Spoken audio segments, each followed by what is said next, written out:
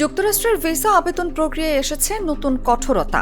এখন non immigrant visa আবেদনকারীদের সামনে থাকছে এমন দুটি প্রশ্ন যেগুলোর উত্তরে না বললে ভিসা পাওয়ার পথ কার্যত বন্ধ হয়ে যাবে।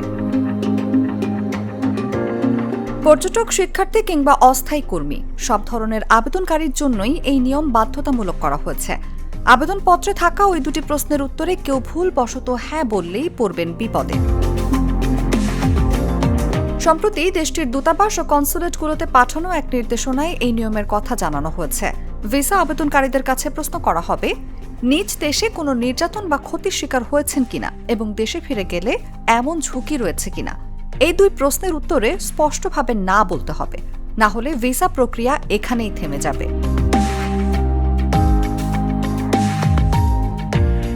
এটি মূলত যুক্তরাষ্ট্রে আশ্রয় প্রার্থীদের প্রবেশ আরও কঠোরভাবে নিয়ন্ত্রণের অংশ হিসেবে নেয়া পদক্ষেপ। মার্কিন প্রশাসন বলছে, অনেক আবেদনকারী ভ্রমণের উদ্দেশ্য গোপন করে যুক্তরাষ্ট্রে গিয়ে আশ্রয় চান। এই প্রবণতা ঠেকাতেই নতুন এই নিয়ম চালু করা হয়েছে।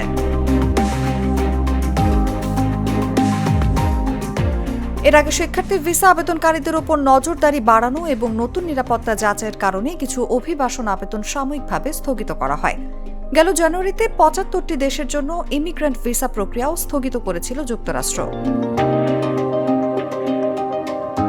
তবে এই নতুন নীতির সমালোচনা উঠেছে।